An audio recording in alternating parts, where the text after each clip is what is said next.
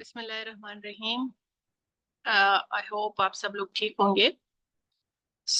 हम लोग स्टार्ट करने वाले हैं मैटरनल मेडिसिन का जो मॉड्यूल है वो। बट बिफोर दैट मैं चाहती थी कि डायरेक्ट आप हाई रिस्क प्रेगनेंसीज की तरफ आएं। उससे पहले आपको पता होना चाहिए कि किस तरह से मैटरनल मेडिसिन या किसी भी प्रेगनेंसी को लेके कैसे चलते हैं। उसमें हिस्ट्री, एग्जामिनेशन, इन्वेस्टिगेशन, इन सब की क्या इम्पोर्टेंस होती है, इन सब का क्या सीक्वेंस होता है।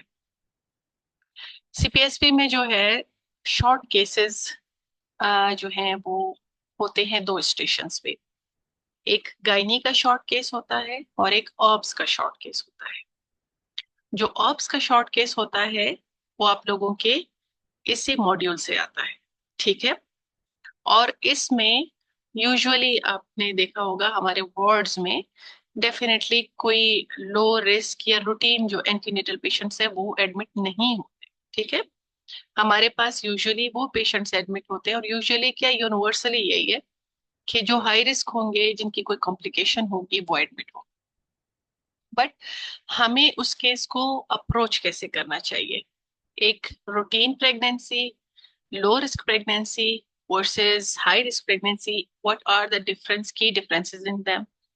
और हो सकता है कोई ऐसा स्ट्रक्चर डिस्कशन आप लोगों के पास आए जिसमें जस्ट एक रूटीन प्रेगनेंसी है, उसको उसके बारे में आपके साथ स्ट्रक्चर डिस्कशन किया जाए कि वो किस तरह से होती है, उसमें आप लोग किस तरह से हिस्ट्री देते हैं, एग्जामिनेशन किस तरह करते हैं, और इन्वेस्टिगेशंस कैसे करते हैं, और उसकी मैनेजमेंट कैसे करते हैं, उसको पोस्टमार्टम पीरियड तक आप लोग कैसे लेके जाते हैं।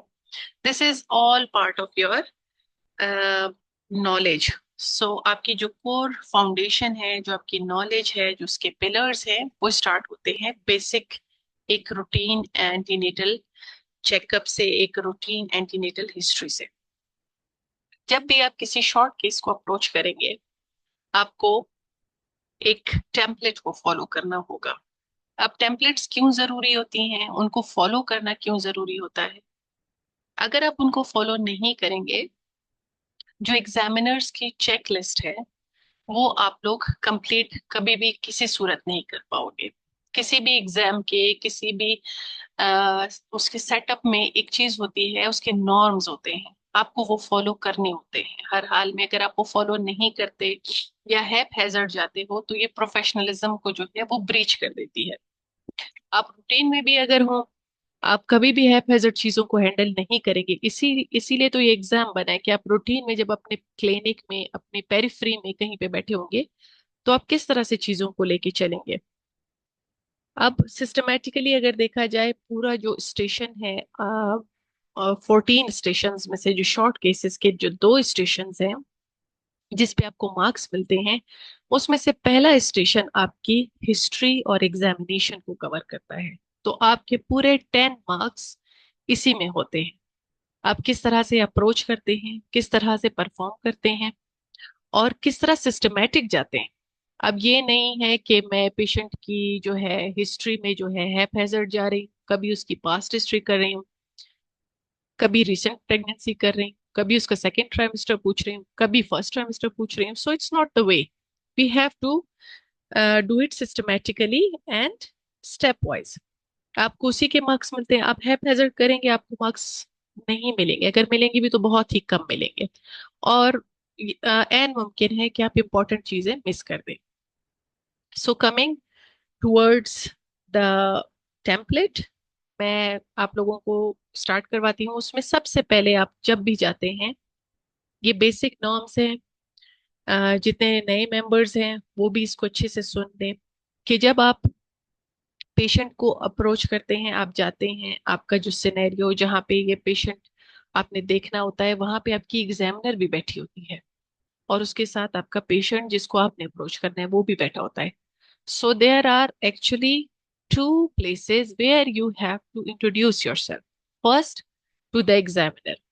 आप उनको सलाम करती हैं, उनके पास आप पहले एक दफा उनकी चेयर पे उनके साथ उनके सामने उनकी चेयर पे बैठेंगी, उनको अपना इंट्रोडक्शन कराएंगी, अपना रोल नंबर लिखवाएंगी, और जो सिनेरियो उनके पास लिखा होगा एग्जाम का वो आप पूरा पढ़ेंगे। आपको 1 मिनट इन्हीं चीजों में लग जाएगा। आप ये सब पढ़ेंगे, उसके बाद आप कहेंगे madam I have read this scenario and I am ready to proceed, यानी अब आप पेशेंट की तरफ अप्रोच करेंगे।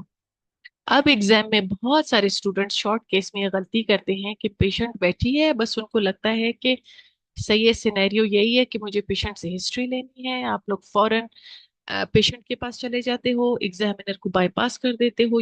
यहाँ पे भी आपके मार्क्स डिडक्ट हो जाते हैं और एग्जामिनर को बहुत गुस्सा भी आता है कि आपने ना इंट्रोडक्शन कराया है ना रोल नंबर लिखवाया। वो फिर पीछे पूछ रही होती है अपना रोल नंबर बताएं। ये ये क्या मतलब, और बाद में जब वो आपस में बैठते हैं इस चीज को डिस्कस करते हैं कि ये क्या है यार, इन्होंने अप्रोच करना ही इनको नहीं आ रहा। So this was the first introduction जो आपने एग्जामिनर के साथ किया, देन लेटर आप अपने पेशेंट के पास जाते हो। पेशेंट को आपने, जो आपकी जाहिर है लोकल लैंग्वेज है जिसमें पेशेंट कंफर्टेबल है, हमेशा आप वही लैंग्वेज यूज करते हो। आपकी बॉडी लैंग्वेज, आपका टोन, आपकी अपेयरेंस बिल्कुल इंतहाई प्रोफेशनल होता है। आप प्रोफेशनल तरीके से पेशेंट के पास जाते हो, सीरियस अंदाज में उससे बात करते हो। कुछ पेशेंट्स वहीं लेटे लेटे सो रहे होते हैं, ये भी आपका टास्क होता है कि आप उनको किस तरीके से जगाते हो। वहां पे भी एग्जामिनर आपको ऑब्जर्व कर रही होती है। सो ये जो पहला स्टेशन जहाँ पे आपने हिस्ट्री और एग्जामिनेशन लेना करना है, this is the mute station. वहां पे एग्जामिनर पूरी म्यूट होगी and she will be just observing you. आप किस तरह से उसको आप जगाया, आपने किस तरह से उसकी हिस्ट्री ली। इवन मेरे साथ खुद यही हुआ, जो मेरी ऑब्स की पेशेंट थी, वो टाइम बीच में जब गैप आ गया था, जब हमारी सेकंड शिफ्ट थी, वो उस बीच में सो गई थी। और जब मैं मेरा था, मैं I was the first candidate जो मुझे स्टार्ट करना था, और एग्जामिनर ने मुझे, जब मैंने उसको इंट्रोडक्शन वगैरह की, I said ma'am patient is sleeping. अब ये भी आपके नॉर्म्स में आता है कि आप परमिशन लेके उसको जगाते हो। ठीक है, वो स्टेबल है, वो इस कंडीशन में है, आप उसको आराम से जगा के आप उसका फिर हिस्ट्री और एग्जामिनेशन प्रोसीड करते हो। सो जिसके माइक अनम्यूट नहीं है काइंडली म्यूट कर दे। जब भी आप स्टार्ट करते हो, आपने पेशेंट से सलाम की और उसके बाद अपना एक रेपो बनाते हो। रेपो कैसे बनाते हैं, वो इंट्रोडक्शन के साथ ही, कि मैं जैसे अपना रेपो बना रही हूँ, एक पेशेंट है, अस्सलाम वालेकुम, मेरा नाम डॉक्टर सादिया है, आज मैं आपके मुआयने की डॉक्टर हूँ। मैं आपसे कुछ सवालात करूंगी और आपका मुआयना करूंगी। उम्मीद है आप मेरे साथ ताउन करेंगी। ठीक है। अब इसमें आपने क्या किया, यहाँ पे आपने कुछ चीजों को बाईपास कर दिया। फॉर एग्जाम्पल, कंसेंट बाईपास हो गया, क्योंकि अगर इधर आओ। खुदा ना खास्ता वो आपको कंसेंट ना दे, ठीक है, आपका पूरा वाइवा यहाँ पे खत्म हो सकता है। ठीक है, आपका पूरा वाइवा रुक सकता है। So you have to be very cautious in your words and in your approach. आपने इतने पोलाइट तरीके से अप्रोच करना है कि पेशेंट आपसे इनकार ना करे। बहुत सारे कैंडिडेट्स के साथ ऐसा हुआ है कि उनका एकदम का अप्रोच, उनका जल्दबाजी, या उनके जो बॉडी लैंग्वेज है, या उनका जो अप्रोच है, वो इस तरह से होता है कि एग्जामिनर ऑब्जर्व कर रहा होता है और पेशेंट आपको कह देती है कि मुझे नहीं बताना, मुझे आपको वाइवा नहीं देना, या मुझे आपको अपनी हिस्ट्री नहीं देनी, या आप मुझे एग्जामिन नहीं कर सकते। So you have to be very careful, very polite. उसके बाद आप स्टार्ट करते हो।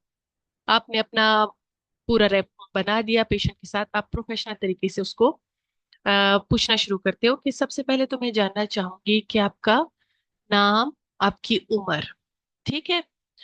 आपके ये जो निमोनिक है, यहाँ पे मैंने एक आप लोगों के लिए बनाया हुआ है कि आप उसको अडॉप्ट करके आप उसी तरह से अप्रोच कर सकते हैं, जिसमें उसका है नेम, एज, उसकी मैरिटल स्टेटस। सी, ऑल्दो ये लगता बहुत अजीब है कि पेशेंट आपके सामने ऑब्स की है and she is pregnant, but you have to inquire.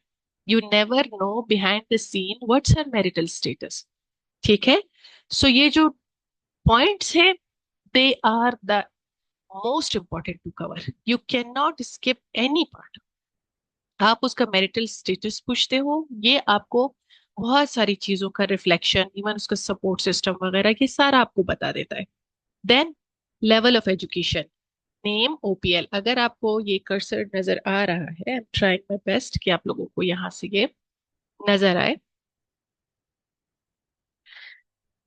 Name, OPL and blood group, ये आपका पहला step, you will cover it. Name, age, marital status, education, occupation, parity, last menstrual period and blood group.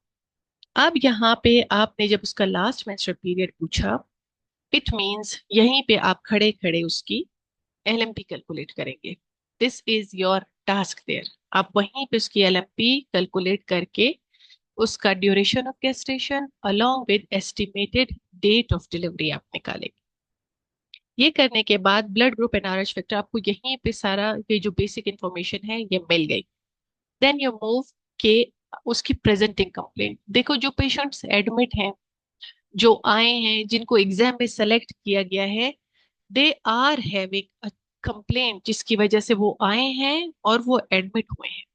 So you have to dig that out. कि क्या आप मुझे बता सकती हैं कि आप दाखिल हैं? अगर आप दाखिल हैं तो आप किस वजह से दाखिल हैं, आप मुझे अपने बारे में कुछ बताएं। ये एक ओपन एंडेड क्वेश्चन होता है। आप उसको एक अपॉर्चुनिटी दे देते हो कि वो अपने बारे में डिटेल्स बताएं। अब यहाँ पे मैं आप लोगों को एक टिप देना चाहूंगी कि सीपीएसबी ने जो अपने पेशेंट्स होते हैं उनकी भी एक ब्रीफिंग होती है प्रायर टू द एग्जाम। उनको भी समझाया जाता है, बहुत सारी चीजें जो हैं उनको सिखाई जाती हैं कि देखो यहाँ पे स्टूडेंट्स का एग्जाम हो रहा है, आपको जो है बहुत वो एक्स्ट्रा चीजें नहीं बतानी है। जो चीज वो आपसे पूछेंगे वही आपने बतानी है।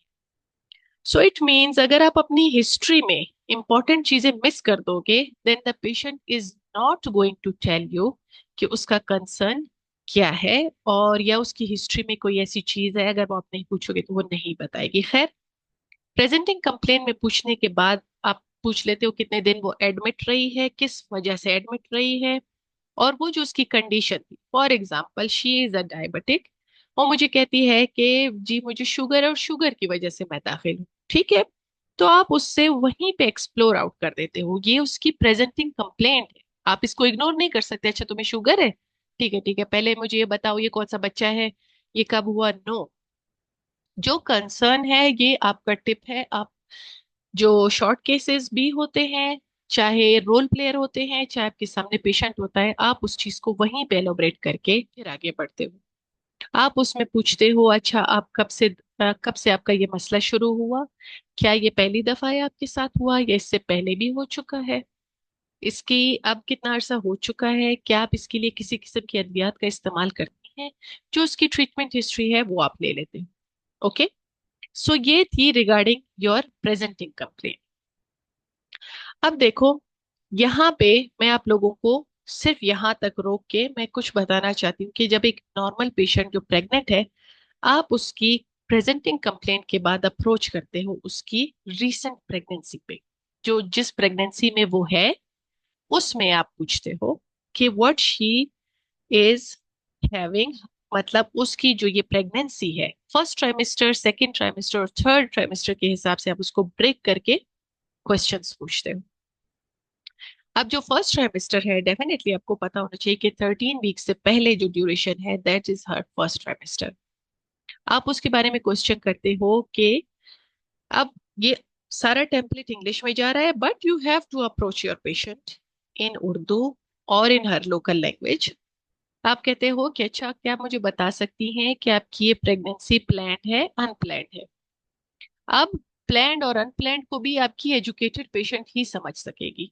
अदरवाइज जो वो पेशेंट्स एजुकेटेड नहीं है, आप उनसे पूछते हो क्या आप चाहती थी आपको ये प्रेगनेंसी हो, या आप किसी किस्म की माने हमल अद्वियात का इस्तेमाल कर रही थी।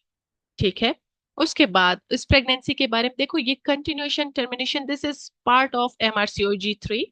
कि ये इनिशियली जब पेशेंट्स प्रेजेंट करते हैं कि वो शुरुआती दिनों में है प्रेगनेंसी के और कुछ इश्यूज के साथ, या कोई अल्ट्रासाउंड रिपोर्ट लेकर आपके पास आई है, बट फॉर टुडे जो हमारा टॉपिक है, योर फर्स्ट पॉइंट इज कि आप उससे पूछते हो प्रेगनेंसी इज प्लान्ड और अनप्लान्ड।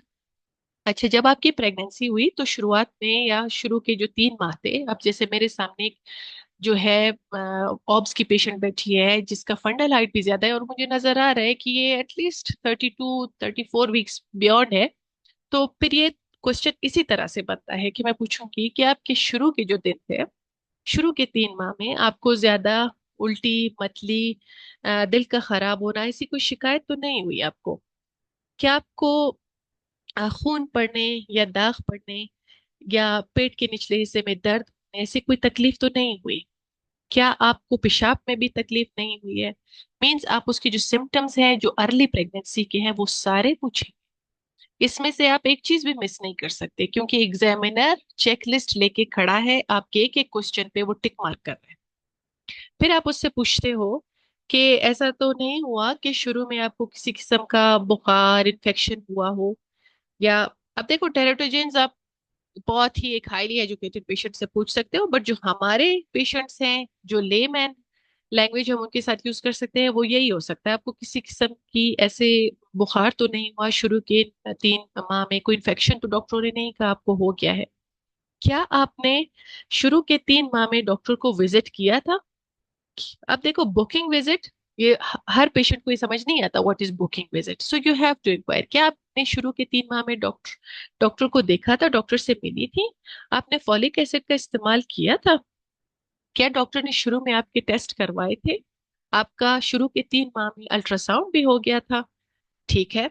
अब देखो इन्फेक्शन स्क्रीन्स और ये क्वेश्चंस आपके स्ट्रक्चर डिस्कशन में आते हैं, बट एज अ पार्ट कि आप पेशेंट को कैसे डायरेक्ट देख रहे हैं, आप ये ऐसे ही क्वेश्चंस कर सकते हैं जो मैं आपको स्टेप बता रही हूँ। अच्छा, ये बाकी उसकी हिस्ट्री, मेडिकल हिस्ट्री, अल्कोहल, ये हम जो पूरा टेम्पलेट है उसके साथ हम कर सकते हैं। अगर आपकी पेशेंट फर्स्ट ट्राइमेस्टर में प्रेजेंट कर रही है तो आप ये उसको यहीं पे पूछ लोगे। If your patient is presenting in later stages, second और थर्ड ट्राइमेस्टर, तो आप कंटिन्यू करते हो, अभी तक आप स्टॉप नहीं करोगे। अच्छा, आप मुझे बताएं उससे अगले 6 माह, ठीक है, शुरू के 6 माह, अगले 3 माह और उससे अगले आखिरी 3, ये आप हिस्ट्री इसी तरह से अपने वर्ड्स जो हैं बोलते हो।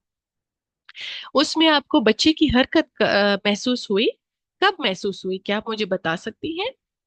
क्या आपके बच्चे का शुरू वो जो अगला 6 माह था उसमें कोई बड़ा अल्ट्रासाउंड हुआ जिसमें उसकी साख्त खासकर देखी गई हो कि कोई बच्चे में खुदा न खास्ता नुक्स तो नहीं है? क्या अगले वो जो आपके 3 माह थे उनमें भी आपको किसी किस्म की तकलीफ नहीं हुई, दाग तो नहीं पड़े, आपको पेट में दर्द तो महसूस नहीं हुआ, पानी तो नहीं छूटा? ठीक है। क्या आप मुझे बता सकती हैं आपको कोई उन अगले 6 माह में भी पेशाब में तकलीफ नहीं हुई? ब्लड प्रेशर आपने चेक करवाया था? ब्लड प्रेशर तो ज्यादा नहीं बताया डॉक्टरों ने। अब यहीं पे आप उसका ओजीटीटी भी, शुगर वो पिला के जो शुगर के टेस्ट करते हैं वो आपका हुआ था? अच्छा, क्या अ, ठीक है, मैं आपके तमाम रिपोर्ट्स देखूंगी, आप परेशान। इस तरह से पेशेंट को तसल्ली देते देते अपने सेकेंड ट्राइमेस्टर को इंक्वायर कर लिया। अब जो थर्ड ट्राइमेस्टर में इंक्वायर करने की चीजें हैं वो आप दोबारा से उससे एसेस करते हो कि आपको बच्चे की हरकतें महसूस हो रही हैं, अब भी महसूस हो रही हैं। अब जब आप कह रही हैं she is now for example in her third trimester, अभी आपको कोई तकलीफ तो नहीं है, पेट में कोई दर्द तो महसूस नहीं हो रहा, खिंचाव तो महसूस नहीं हो रहा, पानी तो नहीं छूटा है आपका, ठीक है, आपको ऐसा अब देखो पेशेंट की हिस्ट्री पे डिपेंड करता है। जैसे उसने मुझे चीफ कंप्लेन में शुरू में ही बता दिया है कि वो ब्लड प्रेशर की मरीज है, तो फिर मैं उससे पूछूंगी आपको सर में दर्द या आंखों के आगे अंधेरा छाना, जो कि प्री एक्लेम्पशिया रिलेटेड, आपकी जो कंडीशन रिलेटेड, वो आप पूछते हो। क्या आप जो है डॉक्टरों ने आपके अल्ट्रासाउंड वगैरह किए हैं, वो स्टेप आप उनके टेस्ट हुए हैं, वो मौजूद हैं? आपने इस आखिरी जो 6 माह है इसमें किस किस्म का इलाज करवाया, वो मैं देखना चाहूंगी। ठीक है। इस तरह से आप देखो हम दो चीजों को साथ लेके चल रहे हैं, यहां से आप इस चीज को क्लेरिफाई कर लें कि एक जो रूटीन की एंटीनेटल पेशेंट होगी वर्सेस हाई रिस्क प्रेगनेंसी। अब मेरी पेशेंट अगर फॉर एग्जांपल मेरे क्लिनिक में बैठी है जिसका कोई प्रीवियस मेडिकल हिस्ट्री नहीं है, so I will continue it as simple as possible. ठीक है। बट एज क्योंकि हम मैटरनल मेडिसिन भी करने वाले हैं तो थर्ड ट्राइमेस्टर में रिलेटेड जितने भी ये इंपॉर्टेंट क्वेश्चंस हैं वो आप इससे पूछेंगे, और ये बाकी fetal growth concerns, breast feeding वगैरह, these are for your structure discussion. ठीक है। हमारे पेशेंट्स को ये नहीं पता कि उनका ग्रुप बी स्क्रीनिंग हुई है नहीं हुई, ग्रोथ स्कैन्स कैसे हैं, ये आप सिर्फ उससे एक लाइन पूछ लेते हो, आपके टेस्ट हुए हैं, मुआयने हुए हैं, अल्ट्रासाउंड हुए, ठीक है वो मैं देख लूंगी, आप परेशान ना हो। इस तरह से आप इन चीजों को अप्लाई करते हो। ठीक है। नॉलेज आपको रिटर्न में किस तरह से होती है, that is something different. Apply किस तरह से करते हो, दैट इज समथिंग डिफरेंट। ये लाइनें आपकी स्ट्रक्चर डिस्कशन की हैं, और जो उर्दू में मैंने बोली है वो आपकी शॉर्ट हिस्ट्री की है, शॉर्ट केस की हिस्ट्री की है। Then you move towards her past obstetrical history. Primi है तो बात खत्म। अच्छा, इससे पहले आपका कोई खुदा ना खास्ता बच्चा जाया तो नहीं हुआ है, कोई अबॉर्शन वगैरह तो नहीं हुआ है, that is for primi. But in for multipara आप उसकी डिटेल्स पूछते हो कि ओके, आप मुझे अपने पहले जो आपके जितने हामल हुए हैं उनके बारे में आप मुझे तरतीब से बताएं। ठीक है, ये वर्ड आपका जरूरी है, तरतीब से बताएं। अब जब पहले ये होता था सीपीएसपी के कुछ साल पहले, जब होता था लॉन्ग केस, लॉन्ग केस में आपको बकायदा ऑप्स का एक पूरा हिस्ट्री चार्ट बनाना होता था। पहला बच्चा इस साल हुआ, दूसरा इस साल, तीसरा ये, पहले की डिलीवरी जो है इस तरह थी, मेल था, एसवीडी था, एलएससीएस था, जो भी था, इस तरह से आपको इतने डिटेल में बताना होता। So we have shifted our whole जो क्राइटेरिया है टुवर्ड्स शॉर्ट केस, तो उसको मॉडिफाई किया है। लेकिन उसका ये मतलब नहीं है कि आप जो पिछली डिलीवरीज हैं उसको बिल्कुल ही जो सीक्वेंस है उसका वो बिल्कुल ही ना, बट आपका ये जो वर्ड है जो आपको 10 मिनट्स में सेव रख सकता है, जो सेंटेंस है, कि आप मुझे तरतीब से अपने पिछले जो आपके हमल हुए उनके बारे में बताएं। ठीक है, कोई हमल आपका इस तरह से जाया तो नहीं हुआ, कोई ऑपरेशन तो नहीं हुआ है आपका, कोई बच्चा वक्त से पहले तो पैदा नहीं हुआ, यानी आप प्री टर्म की उससे डिटेल लेते हो। पिछले हमल में आपको ब्लड प्रेशर, शुगर या झटके पड़ने की शिकायत तो महसूस नहीं हुई है। अच्छा, अब देखो, पास्ट ऑब्स हिस्ट्री सिर्फ उसकी ऑब्स पे खत्म नहीं होती, उसका पूरा एंटीनेटल, नेटल और उसका पोस्टमार्टम, इवन जो उसका आउटकम है वो भी काउंट करता है कि उसके पास अभी अलाइव इश्यूज हैं कि खुदा ना खास्ता, अब जैसे बैड ऑब्स्टेटिकल हिस्ट्री होती है उसके पास कोई अलाइव बच्चा नहीं होता, although she is a grand multipara, उसके 6-7 बच्चे, but she is not having any alive issue. तो आपको इस तरह से बहुत ही शफकत के साथ, बहुत ही तसल्ली और हौसले के साथ, अब जो आप लोग स्ट्रक्चर डिस्कशन में आप लोगों ने सीखा होता है, तेजी दिखाना, फ्लुएंसी दिखाना, पेशेंट के सामने ये नहीं चलता। पेशेंट के साथ बहुत ही धीमे और बहुत ही पोलाइट अंदाज में, यही यही आपके मार्क्स होते हैं, जो एग्जामिनर आपके रवैये, आपकी फिजिक, आपके क्वेश्चनिंग के स्टाइल को देख रही होती है, और यहीं से वो आपको इन्हीं चीजों पे मार्क्स देती है। खैर, जब आपने उसकी पूरी पास्ट हिस्ट्री डिग आउट कर ली रिगार्डिंग हर ऑब्स, उसके बाद आप आ जाते हैं उसकी पास्ट गायनेकोलॉजिकल हिस्ट्री के ऊपर, कि पहले आपके क्या माहवारी आपकी जो है तरतीब से, बाकायदगी से आती है। अ, इससे पहले आपको कोई माहवारी का कोई मसला तो नहीं हुआ, जाहिर है वो प्रेग्नेंट है, पहले उसकी माहवारी का कोई इशू तो नहीं है। आपने जो है पेप समेयर जैसे टेस्ट हम बोलते हैं, जैसे बच्चेदानी के मुंह का शीशे का मुआयना किया जाता है, टेस्ट होता है, क्या आपने वो करवाया है? ठीक है, आप मुझे बता सकती हैं अगर आपने कोई सर्जरी वगैरह की है। बस हमारे पेशेंट्स को इतना ही पता होता है। एंड ऑल दिस जो यहाँ पे सेंटेंसेस हैं, कोई एसटीआई, कोई लीड्स, ये जो है these are all for structure discussion. Patient के सामने ना आपके पास इतना टाइम है और ना ही आप इतना उससे पूछ सकते हो। और चेकलिस्ट भी इट्स जस्ट रिलेटेड कि आप उसकी तरतीब वाइज आपने पूछी, आपको ये पता है उसके मिसकैरेजेस कितने हैं, अबॉर्शंस कितने हैं, आपको ये पता है उसकी प्रीटर्म डिलीवरीज कितनी है, उसके आईयूडीज थे, स्टिल बर्थ था या अलाइव इश्यूज है। दिस इज योर नॉलेज जो आपको आगे जाके प्रेजेंट करना है। आप क्या करते हो, आप वहां पे ये सब अपने साथ लिखते जाते हो। Okay, you are not going to miss any information. You should carry a pen and a page. If you are not having it, you can ask. उसके बाद आप उसकी पास्ट मेडिकल हिस्ट्री पे आ जाते हो, जिसमें उसकी past family history, social history, और ये आप एक ही उसको फ्लो में पूछ लेते हो। अच्छा, मैं इसके अलावा आप मुझे बताएं, कोई आपको मसला तो नहीं है, कोई ऐसी बीमारी तो नहीं है जिसके लिए आपको अस्पताल में बार बार दाखिल होना पड़े, बार बार डॉक्टर को विजिट करना पड़े, या आप किसी किस्म की अद्वियात तो इस्तेमाल नहीं कर रही हैं जो आपको लगातार इस्तेमाल करनी है, डॉक्टर ने कहा है लाजमी आपको लेनी है। अब देखो, हमारे बहुत सारे कोलीग्स के स्टेशंस आ चुके हैं ऐसे, जिनमें फॉर एग्जांपल पेशेंट को एपिलेप्सी है, but they missed it. Even they missed to ask क्या आपको खुदा ना खास्ता ऐसे कोई झटके वगैरह का मसला या कोई ऐसी अद्वियात जो आप इस्तेमाल करती हो या दाखिल होती हो, बार बार आप डॉक्टर के पास जाना पड़ता हो, and patient have not given the history, क्योंकि उनको बाउंड किया होता है कि आप नहीं बताएंगे जब तक ये खुरेदेगी नहीं, जब तक ये पूछेगी नहीं, आपने नहीं बताना। और ये उसी सूरत होगा जब आपके सेंटेंसेस ऐसे बनाए होंगे और आपने इसे प्रैक्टिस की होगी, बार बार उन चीजों को प्रैक्टिस की होगी और टेम्पलेट फॉलो किया होगा, देन यू आर एबल कि आप वो चीजें ना भूलें। आपने ये पूछ लिया, अब देखो हमारे ऑब्स के जो पेशेंट्स होते हैं, आप लोगों को एक चेकलिस्ट पता होनी चाहिए कि हमारे ऑब्स के पेशेंट्स जो हमारे रूटीन के वार्ड्स में एडमिट होते हैं वो क्या है।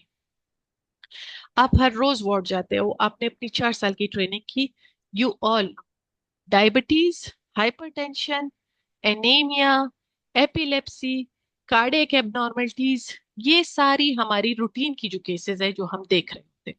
ठीक है, आपने कम से कम इन 4-5 का नाम जरूर लेना है कि आपको कोई ऐसा मसला तो नहीं हुआ ना पिछली प्रेगनेंसीज में या इनमें, या आप इनके लिए किसी किस्म की अद्वियात का इस्तेमाल तो नहीं कर रहे। ये आपके फिंगर टिप्स पे होना चाहिए। एनीमिया आपने स्क्रीन कर लिया, आपने एपिलेप्सी कर लिया, आपने कार्डियक डिजीजेस कर लिए, और जो खास कर जो टॉप पे हैं डायबिटीज और हाइपरटेंशन वो कर लिए।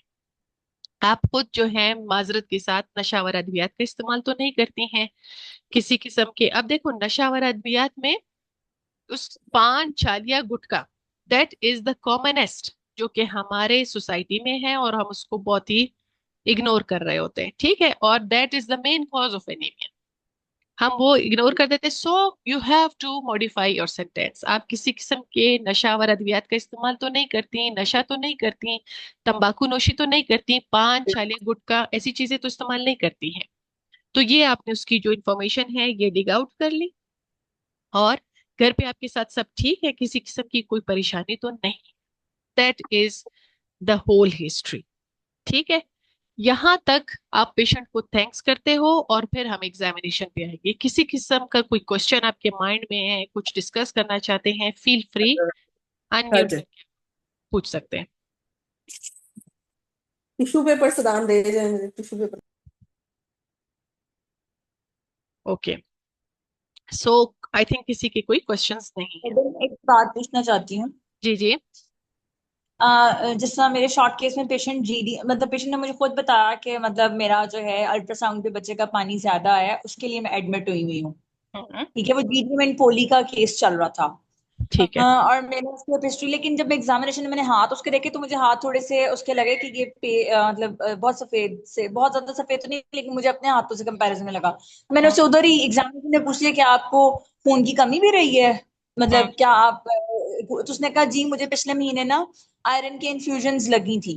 ठीक है। लाइक ये मेरे एग्जामिनेशन, अब मैं क्या, अब उस टाइम पे मेरे मुझे समझ नहीं आई, क्या मैंने इसकी जो जो है वो हिस्ट्री में नहीं लिया ना कि कहीं हम्म, से मतलब मिट्टी तो नहीं खाती थी, और जो हमारे पेशाब की हम्म, इन्फेक्शन तो नहीं रही। हम्म। मतलब मैंने एनीमिया के क्वेश्चंस तो उस तरह से नहीं किए थे डिग आउट उसकी हिस्ट्री के अंदर। इट्स ओके, इट्स वे तो ओके। उस आप, हाँ आपने जो किया बहुत अच्छा किया। देखो सबसे पहली बात, टाइम हमारे पास इतना कम है कि हम ये नहीं कर सकते कि हम 10 मिनट बैठ के हिस्ट्री लें और 10 मिनट बैठ के हम एग्जामिनेशन करें। ठीक है, सो आप, इवन मेरा ये मशवरा है कि जब आप हिस्ट्री के पास्ट मेडिकल और सर्जिकल पर पहुंचने से पहले आप पेशेंट की एग्जामिनेशन स्टार्ट कर दो। ठीक है, यही मैं टिप अभी आपको आगे देने वाली थी, सो इट्स डिस्कस्ड नाउ, सो मैं अभी बता देती हूँ कि आप उसके अभी तक आपने ऑब्स की हिस्ट्री, क्योंकि वो बहुत तवज्जो से आपको सुननी होती है, पास्ट ऑब्स की हिस्ट्री सुन के लिख के आप मुआयने की इजाजत लेके उसको साथ साथ पूछते जाते हो। देखो ये जरूरी होता है, आप एक डॉक्टर हो, कई बार ऐसा होता है पेशेंट आपको हर बारीकी नहीं बताती। फॉर एग्जांपल मैं पीए कर रही हूँ और मुझे पेशेंट का कोई स्कार नजर आता है, इवन कोई प्रीवियस सिजेरियन स्कार नजर आ जाता है, या मुझे कोई कोलिस्टेक्टमी का स्कार नजर आ जाता है, so I have to inquire. यही तो आपकी खूबी होगी उस टाइम कि आप एज अ डॉक्टर आप दोबारा से उस चीज पे कंसर्न हो और दोबारा से उसको वेरीफाई करना चाह रहे हो। ठीक है। तो मतलब वो एग्जामिनेशन पे जब मुझे पॉइंट मिला तो बस मैंने फिर उसकी हिस्ट्री में आयरन डेफिशिएंसी एनीमिया के 2-4 सवालों में ही बस बात को खत्म कर देना है ना, उसी हाँ, एग्जामिनेशन के अंदर ही। हाँ, और बाद में आपको ये जब समराइज करोगे तब बताना है। ठीक। पेशेंट पेशेंट इज एनीमिक, ठीक है, अपनी हिस्ट्री में भी बताना है और अपनी एग्जामिनेशन में भी बताना है कि patient has history of injections, iron injections she has taken, ठीक है। ओके, ठीक है। सो यही आपका इस चीज में बिल्कुल आप मतलब ये सब के लिए मेरा मशवरा है, कोई भी चीज आपको एग्जामिनेशन में नजर आ जाती है you can ask that again. और मशवरा यही है कि ऑब्स हिस्ट्री जब आपने स्टार्ट कर ली, अगर फॉर एग्जांपल प्राइमी है तो बस खुश नसीबी समझो और बोलो चलो अच्छा हो गया, अभी मैं जो हूँ आपकी एग्जामिनेशन स्टार्ट करती हूँ और साथ में फिर आप उसकी मेडिकल और ये बाकी हिस्ट्रीज करते जाओ, ठीक है। You don't have enough time. So examiner आपको ऑब्जर्व कर रही होगी, वो म्यूट ही होगी, वो आपको कुछ भी नहीं बोलेगी। आप पेशेंट की जो है फिजिकल एग्जामिनेशन है, आप रूटीन में जैसे देखो, अ, हमें शुरू में ये चीजें सिखाई जाती हैं जब हम थर्ड ईयर में होते हैं, याद है आपको, अपने बेड साइड टेक्निक्स पढ़ी होती हैं, सही है। आपको सिखाया जाता है जब आप पेशेंट को अप्रोच करोगे you will wash your hands, you will warm your hands, ठीक है। तो अगर look at your surrounding, if you are having any kind of sanitizer or something, use it। अपने हाथों को सैनिटाइज करके थोड़ा सा रब करके पेशेंट की जो है आपने पूछ लिया कि मैं आपका मुआयना करूंगी और मैं कोशिश करूंगी कि आपको तकलीफ ना हो, लेकिन अगर आपको कोई डिस्कम्फर्ट या तकलीफ महसूस हो आप मुझे बता सकते हैं। इस तरह करके आपने ये लाइंस बोल दिए। दूसरी तरफ आपकी हिस्ट्री कंटिन्यूअस है, आप उससे इंक्वायर किए जा रहे हो, आप उसकी general physical examination rule of 7 के थ्रू स्टार्ट कर देते हो, ठीक है। वही सेम हमारा पैटर्न है जो हम करते आ रहे हैं। Rule of 7 starts with your hand, आपने उसका हाथ पकड़ा, शेक हैंड करके आपने उसकी वहीं पे पैलार देखा, वहीं पे आपने उसकी पल्स चेक की, आपकी नजरें उसकी चेस्ट पे हैं, आप उसकी रेस्पिरेटरी रेस्पिरेशन भी देख रहे हो, साथ में जो है आप बीपी ऑपरेटर्स जो वहां पे अवेलेबल होता है जो भी टाइप है आप वो लगा के पेशेंट को कंफर्टेबल करके कि आप इत्मीनान रखें, मैं आपका ब्लड प्रेशर देख रही हूँ और साथ में आप उसकी चेस्ट को देख रही हैं। See, it is just a kind of drama which you are doing it, okay. So you have to do it. आपको जो कई दफा हम एग्जाम में इतना स्ट्रेस होते हैं, इवन हमें रीडिंग भी नहीं मिल रही होती, but you have to perform that thing, ठीक है। ये आपको कुछ क्लूज हिस्ट्री में भी मिल जाते हैं कि अच्छा आपने ब्लड प्रेशर की दवा ले ली है, अभी आपका ब्लड प्रेशर ठीक था, सो इट्स नॉट ओके, आप पूछ सकते हो। आप इतने कॉन्फिडेंट रहो, इतने काम रहो पेशेंट के साथ कि आपको ये चीजें, ये हिंट्स भी मिलते जाएं एंड अपने हार्ट में डिसाइडेड रहो कि I have to pass it today, I am standing here, मुझे पास करके जाना है। सो खैर, पेशेंट का रूल ऑफ 7 से आप जब उसका बीपी, पल्स, टेम्परेचर आपने ये सारा देख लिया, थर्मोमीटर आपने रखना है जो एक है इसका अपना सिस्टम, उसकी मैं कुछ वीडियोस भी आप लोगों को शेयर कर दूंगी, वो आपने किया। और देन आप पेशेंट का जो है पेशेंट को बिठा के, सी अब यहाँ पे बहुत सारे लोग बहुत मिस्टेक्स कर देते हैं हैप्पैज़ार्ड तरीके से, यहाँ से हाथ देख लिए फिर डायरेक्ट आपने अप्रोच किया आंखों पे, सो इट्स नॉट लाइक दैट। यही तो ऑब्जर्वेशन है, यहीं पे आपको मार्क्स मिल रहे हैं। रूल ऑफ 7 के थ्रू बीपी वगैरह हो गया, पेशेंट का थोड़ा सा आपने दुपट्टा हटा दिया, सही है। यूजुअली पेशेंट कवर्ड होते हैं, उनसे इजाजत लेके थोड़ा सा आप अपना दुपट्टा हटाएं, अगर पेशेंट ने मास्क पहना है कि आप ये हटाएं। See, you you have to see things, आपको बहुत सारी चीजें देखनी है, आपको उसका ओरल हाइजीन देखना है, थायराइड देखना है। अब वो मास्क लगा के इस तरह से अपने आप को कवर करके बैठी है, then you are not able. और ये आपकी स्किल्स एग्जामिनर गौर कर रही है कि आप डिमांड करती हो या आप नहीं करती हो, एंड पेशेंट विल इंशाल्लाह कोऑपरेट विद यू। वो अपना मास्क थोड़ा ढीला करेगी या नीचे कर देगी, अपना दुपट्टा ढीला कर देगी, then you have to observe her overall face. आपने एक नजर ऐसे जैसे आप देख रहे हो उस पेशेंट को, पूरा आंखें देखी उसकी, एक्सोफ्थेल्मोस नहीं है, पेशेंट का एक लुक देखा, ओवरऑल पेशेंट कैसी लग रही है, लेथार्जिक है, पेशेंट एक्टिव है, पेशेंट जो है ड्राउजी है क्या, ये आपको एक ओवरऑल उसका अपीयरेंस मिल गया। बाल कैसे हैं उसके आगे से, अब से यही आपकी फाइंडिंग्स आपको गायनी के पेशेंट पे भी कभी कभार कीमोथेरेपी लेके बाल जो है बिल्कुल पेशेंट के हैं ही नहीं, एलोपेशिया की पेशेंट्स हैं, और यही आपके स्किल्स वहां पे काउंट होते हैं कि आपने दुपट्टा हटा के उसके बालों को ऑब्जर्व किया है कि नहीं किया।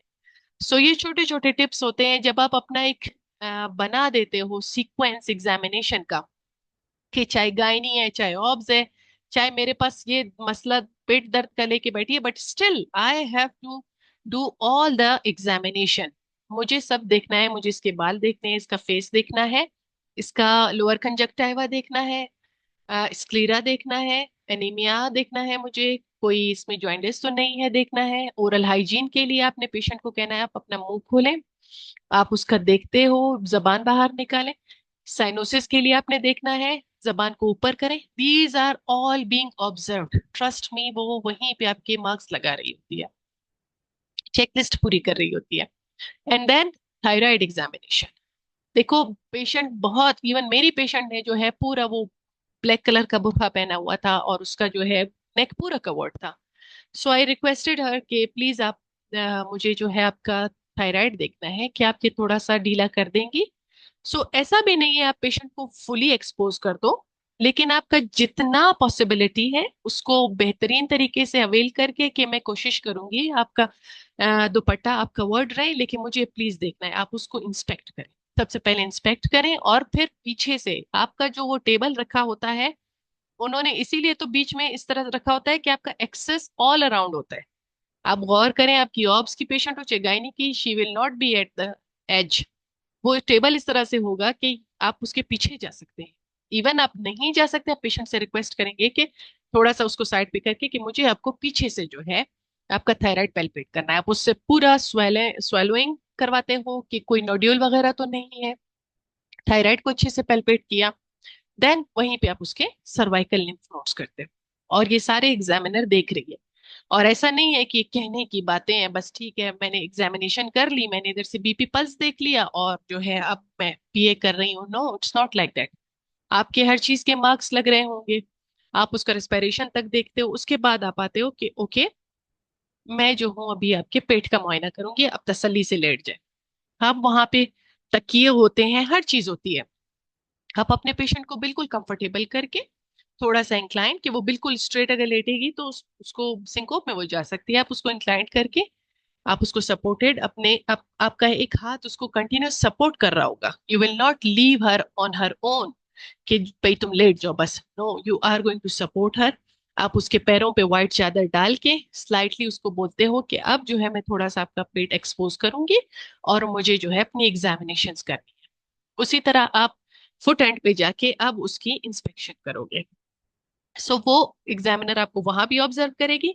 आप देखो आप क्या करते हो इंस्पेक्शन पे, आप ओवरऑल एब्डोमेन का जो एक शेप है, जो कॉन्टोर है, वो देखते हो, उसकी स्किन को देखते हो, और डिस्टेंशंस, विजिबल वेन्स, ठीक है, स्कार्स, ये सारी आपकी इंस्पेक्शन दो तरफ से होती है। एक फुट एंड पे जाके आपने की, और एक जहां पे राइट साइड पे आप खड़े हो वहां से आपने की। देन आपकी स्टार्ट होती है पेल्पेशन।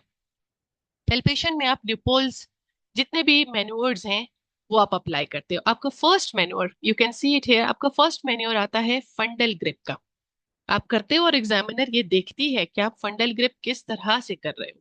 इस पे आप अपने आप को, जो एग्जाम से पहले, अब स्पेशली एग्जाम बहुत करीब आ चुका है, मेरी सब लोगों को यही एडवाइस है, आप लोग जाया करें और अपने ये इसी सीक्वेंस में प्रैक्टिस किया करें। ल्यूपोल्स मैन्योर फर्स्ट आपने किया, आप फंडस को ग्रिप करते हो, ठीक है।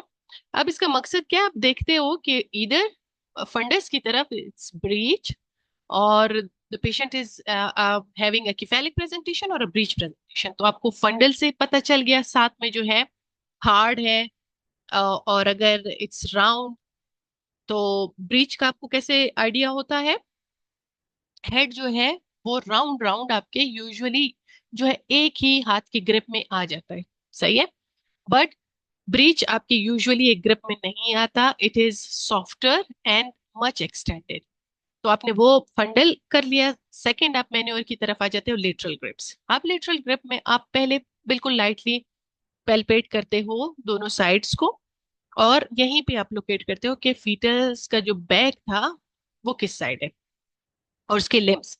इसी मैन्योर में इवन आप उसको थोड़ा सा राइट टू लेफ्ट ट्विस्ट करके आप इसका एमनियोटिक फ्लूइड जो है, लाइकर, वो आप एस्टिमेट कर सकते हो। यही इसी मैन्योर के अंदर आप उसका जो है एस्टिमेटेड फीटल वेट आप कर सकते हो। यही मैन्योर, जरूरी नहीं है आप एक दफा लिपोल को करके और उस दोबारा से उसको जो है ये बेलोट करवा रहे हो इधर से उधर। It's not like that. आप इसी मैन्योर में ये अपना कर लो, बैक भी एसेस कर लो, लिम्स की पोजीशन भी एसेस कर लो, और साथ में amniotic फ्लूइड के असेसमेंट भी कर लो, और एस्टिमेटेड फीटल वेट भी कर लो।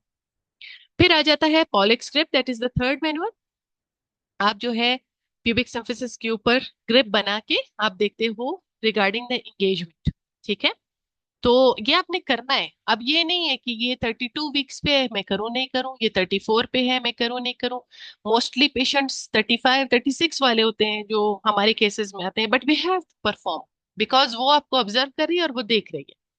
देन द पेल्विक ग्रिप, आप क्या करते हो, ये दोनों हाथ रख के आप जो हो थोड़ा सा पेशेंट का हेड की तरफ आप चले जाते हो। ठीक है, पहले आप बिल्कुल उसके एब्डोमेन के साथ थे, आप ये सारी पोजीशंस कर रहे थे, आप अपनी बॉडी को थोड़ा सा मूव करके पेशेंट के हेड की तरफ चले जाते हो और उसका पेल्विक ग्रिप असेस करते हो। ठीक है, अब इसमें भी यही है कि आप उसको देख रहे होते हो एंगेज्ड है या नहीं है, और साथ में फीटल एटीट्यूड को भी आप असेस कर रहे होते हो। सी अब यहाँ पे आपको ये ब्लेसिंग ये है, आपको सारी फाइंडिंग्स बतानी नहीं है, you are just going to perform it and she is going to give you marks. So why should we hesitate कि हाँ ये चार चीजें हैं, इनको हम अच्छे से प्रैक्टिस कर लें। अभी फाइंडिंग्स बनना ना बनना वो नसीब की बात है, बट एटलीस्ट जो परफॉर्म हम कर सकते हैं वो हम करके दिखा दें और हमें उसी चीज के मार्क्स मिलने हैं। उधर वो हमसे कभी भी नहीं पूछेगी अच्छा आपने एग्जामिन किया, एंगेज था नहीं था, उसमें फ्लेक्शन थी नहीं थी, एटीट्यूड क्या था। She will not enquire that, she is just observing कि what are you doing, what is the way you are doing it, आपके रिफ्लेक्सेस कैसे हैं, आपने कभी पेशेंट को हैंडल किया है, आपने कभी पेशेंट का एब्डोमेन एक्सपोज किया है, अगर किया है तो आपका एटीट्यूड टुवर्ड्स जो उसका जो पर्दा है वो क्या है। These are all your marks. उसके बाद आप क्या करते हो, इंची टेप उठाते हो और फंडल हाइट की मेजरमेंट करते हो। ठीक है, दिस इज द वे, आप सेंटीमीटर्स में एसेस करके और आप अपने नोट डाउन कर देते हो, जो आपके हैं उस पे आप नोट डाउन करते हो जो पेज है। उसके बाद आप अपनी बाकी जो एग्जामिनेशन है वो भूलने नहीं है आपने। ठीक है, जिसमें आपने ओवरऑल थोड़ा बहुत ऑस्कल्टेट कर लिया चेस्ट को आगे से पीछे से, हार्ट साउंड्स आपने कर लिए, रिफ्लेक्सेस पेशेंट के देख लिए।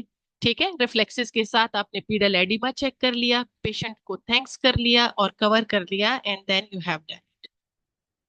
यहाँ किसी को कोई क्वेश्चन है you can ask. We have done history along with examination. अब pelvic examination is not our part, वो बिशप स्कोरिंग हम अलग से किसी लेक्चर में करेंगे, और ना ही आपको वहां पे परफॉर्म करना है, ना ही खासकर जो ऑप्स की पेशेंट्स हैं। So your part is still the पर एब्डोमिनल एग्जामिनेशन। कोई क्वेश्चन है, कुछ पूछना चाहते हैं? अस्सलाम वालेकुम डॉक्टर। वालेकुम सलाम। और डॉक्टर ये रूल ऑफ 7 बताएंगी? हाँ, रूल ऑफ 7 का मतलब ये होता है कि पेशेंट जब आप 7 बनाते हो ना, ठीक है, 7 का देखो वो जो ऊपर का वो होता है, और यहाँ से मैं करती हूँ। ठीक है, this is your rule of 7। ठीक है, यहाँ जी। पे पेशेंट का हेड है एंड इट्स हर हैंड। आप यहाँ से स्टार्ट करते हो। ओके, यू बिगिन हेयर, आपने हैंड शेक किया, आपने यहाँ पे उसका पल्स देखा, आपने बीपी देखा। ठीक है, आपने सर्वाइक सॉरी एक्सिलरी लिम्फ नोड्स देखे, खासकर ये जो गायनी का पेशेंट होता है उसमें आपने लाजमी एक्सिलरी लिम्फ नोड्स देखने होते हैं, ऑब्स के पेशेंट में आपको सर्वाइकल लाजमी करना है। ठीक है, then you come towards the patient head. तो रूल ऑफ 7 का मतलब है यहां से आपने शुरू किया, हेड देखा, अब हेड के बाद हेड के साथ उसका नेक, नेक में थायराइड ग्लैंड, उसका चेस्ट यानी उसकी रेस्पिरेशन वगैरह, उसका CVS heart, and then abdominal examination. ठीक है, जो कि हमारा पार्ट है। देन उसके बाद वो आपने खत्म किया, आपके लिम्स आते हैं, लिम्स में आप उसके रिफ्लेक्सेस देख लिए एंड फीडल एडिमा आपने चेक कर लिया, and you are done, patient को कवर कर लिया। So this is called the rule of 7। Okay doctor, thank you. Welcome. So अब हम आते हैं पेशेंट की मैनेजमेंट की तरफ। समराइज करना हम केस वाइज करेंगे, बट यहाँ पे समराइज में मैं थोड़ा सा बता दूं, वहीं पे आपको एग्जामिनर कहती है कि समराइज योर केस। सही है, बहुत सी जगहों पे वो डॉक्टर भी आपसे समराइज का पूछती है, और वो जो अगला आपका स्टेशन है उस पे भी समराइज पूछा जाता है। सो इट्स योर लक, आपको प्रिपेयर्ड होना चाहिए, और ये सब इतना जल्दी आपने करना है। आप जब वार्ड जाओगे आपकी प्रैक्टिस ये होनी चाहिए 7 मिनट्स में हिस्ट्री एग्जामिनेशन सब करके आपने जो है आखिरी जो 8 मिनट है वो बचा के समराइज अगर है मैडम के पास उसके पॉइंट्स हैं तो वो आपको वो दे दे। समराइज में आपने पेशेंट का जो बायोडाटा आपने लिया है वो बताया, उसका वही दोबारा से नेम, ओपीएल, ब्लड ग्रुप, ये पूरे का पूरा आपने बताया। अब जो आपका टेम्पलेट था ऊपर, सही है, उसके ऊपर वापस आ जाओ, वही है आपकी समरी। बहुत सारे लोग समरी में बहुत कंफ्यूज होते हैं कि मैं समरी में क्या बताऊं। जब आपने नेम, ओपीएल, ब्लड ग्रुप बता दिया, देन उसकी प्रेजेंटिंग कंप्लेंट बता दी, सही है, यही टेम्पलेट आपकी समरी है। बट इन वन लाइन कि patient, my patient has presented with like she is having complaint of high blood pressure या hypertension, or she had history of fits or whatsoever, जो उसकी complaint है, she is presented with high blood glucose levels। ठीक है, chronic है तो वो भी पता चल जाएगा, हिस्ट्री तो आपने पहले पूछ ली है। और for example my patient has presented with diabetes mellitus that has appeared for the first time, she is diagnosed for the first time and now she is admitted for that, she has taken drugs, जो भी है जो उसने बताया होगा, जो उसका onset था, जो उसका ड्यूरेशन, वो आप बता दोगे। ठीक है, एक एक लाइनर है। अब आप आ जाते हो उसकी बता देते हो कोई यहाँ पे आपको पॉजिटिव फाइंडिंग अगर मिली है इन हर फर्स्ट ट्राइमेस्टर, इन हर सेकेंड ट्राइमेस्टर, इन हर थर्ड ट्राइमेस्टर, कोई ऐसी चीज जो आपको क्लिक हो गई है कि for example she has not taken folic acid, तो आप बता सकते हो। It was an unplanned pregnancy, आप अपनी ये हिस्ट्री में बता सकते हो। जो ऐसी चीज जो आपको क्लिक हो गई कि ये रूटीन की चीज जो होनी चाहिए रूटीन में वो नहीं है एंड इट इज इम्पोर्टेंट, तो आप बता दें। और in her for example placenta praevia की पेशेंट है, सो आप बता देते हो कि in second trimester she had multiple episodes of bleeding. इस तरह करके आप अपनी ये वाली हिस्ट्री के कुछ पॉइंट्स बता दिए, कोई पॉजिटिव, देन आप उसकी समरी में पास्ट ऑब्स हिस्ट्री बताओगे। सो अगर वो प्राइमी ग्रेविडा है, आपकी जान छूट गई। अदरवाइज बैड ऑब्स्टेटिकल हिस्ट्री है, मल्टीपैरा है, आपने बता दिए कि she had three previous gestations, all of were normal deliveries without any complications, जो and all are alive and healthy।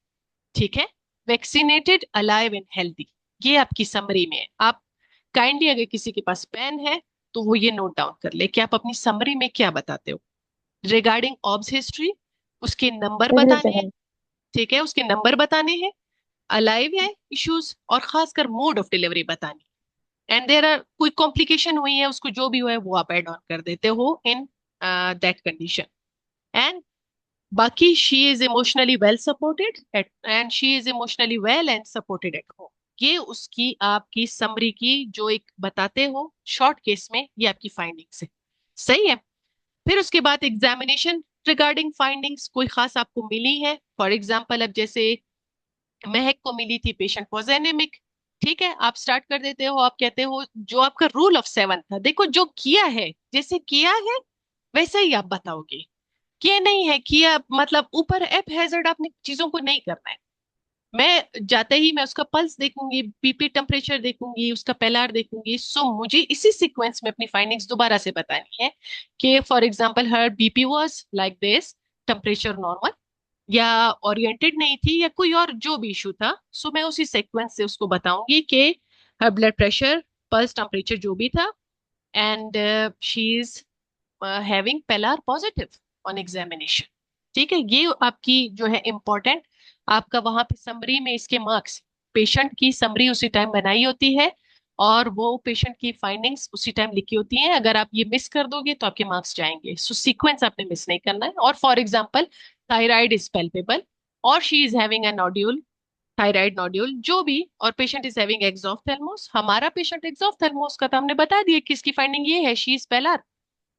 फिर उसके बाद आप आ जाते हो रेस्पिरेटरी रेट बता दी, ये जो मेन मेन चीजें होती हैं ये आपने बता दिया। फिर उसके बाद आप आते हो जो उसकी अपने एब्डोमिनल एग्जामिनेशन, वो इंपॉर्टेंट है। ठीक है, फंडल हाइट, ये एक एक लाइन में आपने बताना है, with fundal height of for example 32 weeks, lie is longitudinal, presentation is cephalic, the amniotic fluid is adequate, estimated fetal weight is usually अगर आपका 32 वीक्स पे होगा सो 1500 के करीब होगा ना, सही है। आप वो बता दोगे जो आपका एस्टिमेटेड फीटल वेट है, and it is not engaged, this is it. और खासकर कोई प्रीवियस सिजेरियन है, आप उसकी इंस्पेक्शन के बारे में बता देते हो कि patient is having previous caesarean scar. ये आपकी फाइंडिंग यहाँ पे बनी। देयर इज फिर रूल ऑफ 7 में आखिर में आप लेग्स की तरफ आ गए, reflexes are normal, no pedal edema. बस ये थी आपकी फाइंडिंग और ये थी आपकी समरी, ये आपने बता दी। यहाँ तक कोई चीज मुश्किल है, कोई चीज आप लोगों को समझ नहीं आई है, you you are free to ask, this is your forum. मैं सिर्फ यहाँ पे आज, ट्रस्ट मी, ये पार्ट नहीं है ना कोर्स का, but I am trying to make it easy for you.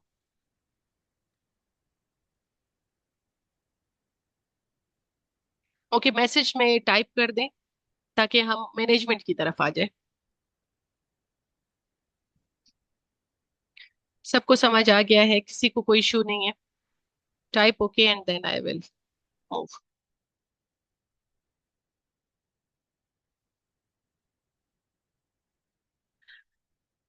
So patient की, गुड। जब पेशेंट की आप मैनेजमेंट पे आते हो, अब आपका दूसरा स्टेशन शुरू हो जाता है, सही है? सेकेंड स्टेशन पे आप आ गए हो and again you are going to revise your case. दोबारा से उसको समरी सुना के आप आ जाते हो। अब यहाँ पे आपने दूसरे स्टेशन पे इन्वेस्टिगेशंस मांगनी है, और जो आपकी कंसल्टेंट आपके साथ है, आपको उसकी मैनेजमेंट उसके साथ डिस्कस करनी है, ठीक है? अब जरा मैं आ जाती हूँ इन्वेस्टिगेशंस पे। यहाँ पे मैंने एक अच्छी सी स्लाइड बना ली है ताकि ये सब आप लोगों को याद हो जब आप प्रेजेंट करेंगे। अभी खासकर जो मेरे स्टूडेंट्स हैं, वो प्रेजेंटेशन में फिर गड़बड़ी ना करें। देखो, इतना मैं दिल से एक लेक्चर दे रही हूँ तुम लोगों को। जब आप इन्वेस्टिगेशंस मांगते हो, आप कहते हो madam I want her baseline investigations, जो उसमें ये कुछ जरूरी है। फुल ब्लड काउंट है, या आप कहते हो रिसर्च सीबीसी विद डेट, या सीबीसी विद डेट, जो भी है। इन दैट आप क्या मांगते हो, उसका जो है फुल ब्लड काउंट है। आपको पेशेंट का blood group, Rh factor, whatsoever उसने हिस्ट्री जो भी दी है, you are again going to ask. Patient की यूरिन एनालिसिस या यूरिन आ रही आप मांग लेते हो, ये आपका पार्ट नहीं है। Syphilis is not your part, ठीक है? आप उसकी इन्फेक्शियस स्क्रीनिंग या viral serology, HIV, hepatitis A, sorry hepatitis B and hepatitis C, ये आपने मांगनी है। वाई आप वो कहती क्यों मांग रही हो, this is our local protocol, ये हमारे लोकल प्रोटोकॉल में है। और ये HIV, हेपेटाइटिस सी, बी, ये हमारी सोसाइटी में प्रेवलेंट है। ये इतने ज्यादा केसेस हैं कि for the sake of the patient and for the sake of the service providers हमें ये सब चाहिए। देन अलोंग विद दैट आपने क्या किया, पेशेंट का ब्लड ग्लूकोज, चाहे रैंडम में चाहे फास्टिंग में कोई भी मांग लो, नो इशू। बट आपने मतलब उसको प्रोनाउंस करके कि रैंडम ब्लड शुगर और फास्टिंग ब्लड शुगर चाहिए, and that's it. These are your baseline investigations. उसके बाद स्पेसिफिक अब मैटरनल इन्वेस्टिगेशंस कब आएंगी, जब आपका कोई कंडीशन होगी, not for the routine cases. ये जो रूटीन एंटीनेटल केसेस हैं, हम उसमें ये नहीं करेंगे। आपका जो पेशेंट है, जो रेलेवेंट है, उसके साथ कोई कंडीशन आपने मांग ली, या फॉर एग्जांपल अब जैसे महक की पेशेंट थी, वो उसका लाइकर जो है वो रेज था, एस्टिमेट किया उसने कि भाई ये जो है मुझे एस्टिमेटेड रेज लग रहा है, तो फिर यहीं पे आपने पेशेंट का OGTT मांग, ठीक है? ये आपके केस से रेलेवेंट था। और उसके बाद रिगार्डिंग हर फीटल कंडीशंस, जो फीटल अल्ट्रासाउंड्स हैं, आपको शुरू से लेके आखिर तक की लिस्ट कंप्लीट करनी है। You will inquire regarding the dating ultrasound. Dating ultrasound में क्या पूछते हो? एनीवन, कोई भी अनम्यूट करके और मुझे बताए, डेटिंग अल्ट्रासाउंड में आप। डेटिंग में madam location of pregnancy, viability, nuclear translucency scan, हाँ, nuclear dating. Translucency, dating number of the fetus, hmm. fetal viability, hmm. and amount of lacquer. बस नहीं नहीं नहीं, डेटिंग And में period of gestation. Yes, ma'am. इसमें hmm, number of fetus और viability of the fetus आ जाती है, एंड CRL थी होती है, यस, CRL आती है, CRL. ठीक है? Yes. It is important. So जब आप पेशेंट की डेटिंग स्कैन मांगोगे, आप ये तीनों चीजें मांगोगे, ठीक है? उसके बाद आप उसकी सेकंड आता है उसका न्यूकल ट्रांसफ्लुएंसी। ठीक। अब न्यूकल ट्रांसफ्लुएंसी आप बाद में भी उसके साथ एनोमली के साथ भी मांग सकते हो, अलग से भी मांग सकते हो सकता है आपकी पेशेंट जो है वो क्रोमोसोमल एनोमलीज के साथ है। ठीक है। या आप स्ट्रक्चर डिस्कशन में बैठे हो तो स्ट्रक्चर डिस्कशन में आपका सीक्वेंस कंप्लीट यही है। न्यूकल ट्रांसफ्लुएंसी मांगी आपने, आपने कंबाइंड टेस्टिंग मांगा, जो स्क्रीनिंग है वो मांगा, एनोमली स्कैन्स मांगे, आपने पेशेंट का अपने ग्रोथ स्कैन मांगा, फीटल इकोकार्डियोग्राफी अगर वो हाई रिस्क थी। अब फॉर एग्जांपल मेरी पेशेंट क्रोनिक डायबिटीज की है तो ही मैं बोलूंगी कि मुझे इसका फीकल इको चाहिए, फीटल इको चाहिए। अदरवाइज हर चीज करने के हर लिखा तो बहुत कुछ होता है बुक्स में, बताने का लेने का कोई एक सीक्वेंस होना चाहिए ना, जस्टिफिकेशन होनी चाहिए कि आप इकोकार्डियोग्राफी क्यों मांग रहे हो। सो हर पेशेंट में आप नहीं मांगोगे। सो निफ्ट किसी भी ट्राइमेस्टर में कहीं पे भी मांगा जा सकता है, सीवीएस ये ऑल डिपेंड करते हैं आपकी कोई मेटरनल या फीटल इंडिकेशन है तो। यहां से कोई क्वेश्चन एक रूटीन का मुझे बता दो, फीटल इन्वेस्टिगेशंस क्या क्या मांगोगे in a normal pregnancy not high risk. जरगुना। Yes, ma'am. वालेकुम सलाम। Okay you tell me. Ma'am, in fetal investigations, we will inquire about bleeding scan, hmm. knuckle transfluency scan, hmm. first trimester blood tests, hmm. anomaly scan, growth hmm. scan. Hmm. That's it, ma'am.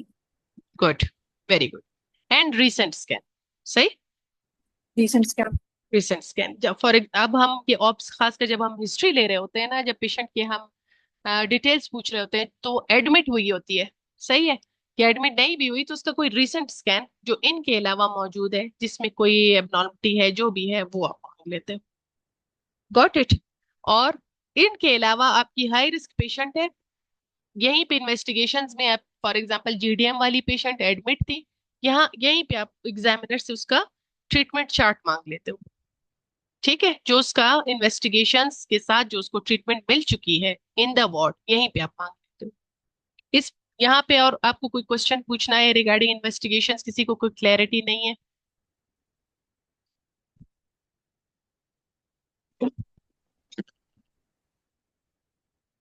Okay. सो जब आप ये सारे बता पूछ लेते हो, आपकी examiner आपको सारी फाइंडिंग्स प्रोवाइड कर देती है। Now you are a consultant, आपने अपने पेशेंट को हिस्ट्री ले ली अच्छी सी, आपने उसका एग्जामिनेशन कर लिया, एंड अब अभी आप अपने एग्जामिनर को इन्वेस्टिगेशंस आपने ले लिए हैं। नाउ यू आर, आपको आपके सारे जो हैं जो आपका एक बेसलाइन है नॉलेज जो आपका जो आपको चाहिए एक बंदे को मैनेज करने के लिए वो कंप्लीट हो चुका है। अब आप अपने एग्जामिनर को बताते हो how you will manage the case. ठीक है। अब ये बात याद रखो, जब आप मैनेजमेंट करने बैठते हो, अब ये आपका पेशेंट है, सही है। बहुत सारे स्टूडेंट्स यहाँ पे ये गलती करते हैं कि इसके साथ इस पेशेंट को ये होना चाहिए वो होना चाहिए। No, this is now your patient. आपके वर्ड्स ऐसे होने चाहिए कि आई विल डू इट, मैं ये करूंगी, मैं इसको सपोर्ट दूंगी। सबसे पहले आपके वर्ड्स इस तरह से होने चाहिए। ठीक है, कि नाउ आई ओन इट, मैंने इस पेशेंट को देख लिया, इसकी हिस्ट्री कर ली, इसका एग्जामिनेशन मैंने कर लिया है, and now I am going to manage it. और जब मैं मैनेज करूंगी तो मैं ऐसे करूंगी कि मैं पेशेंट को इमोशनल सपोर्ट प्रोवाइड करूंगी। अगर आप स्ट्रक्चर डिस्कशन कर रहे होते हो, I will offer her support, but आप एग्जामिनर को बता रहे हो, सो madam I will emotionally support my patient, I will explain the diagnosis and address the concerns of the patient. अब आपकी एग्जामिनर जो है दोबारा से जो है आपने पेशेंट के साथ उर्दू में जो है बातें की, दूसरी को आपने जो है सुना दिया समरी। अब ये दोबारा से आपकी एग्जामिनर समझो एक अंग्रेज बैठ गई है और दोबारा से नाउ आप स्विच कर जाते हो इंग्लिश में। ठीक है।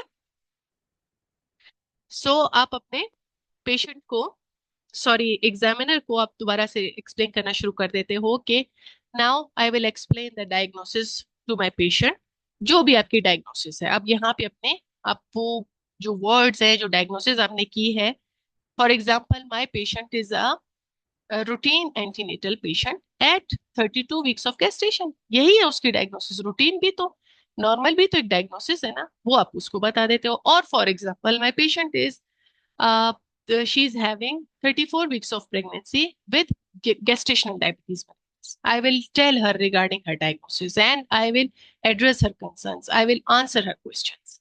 I will collaborate with MDT.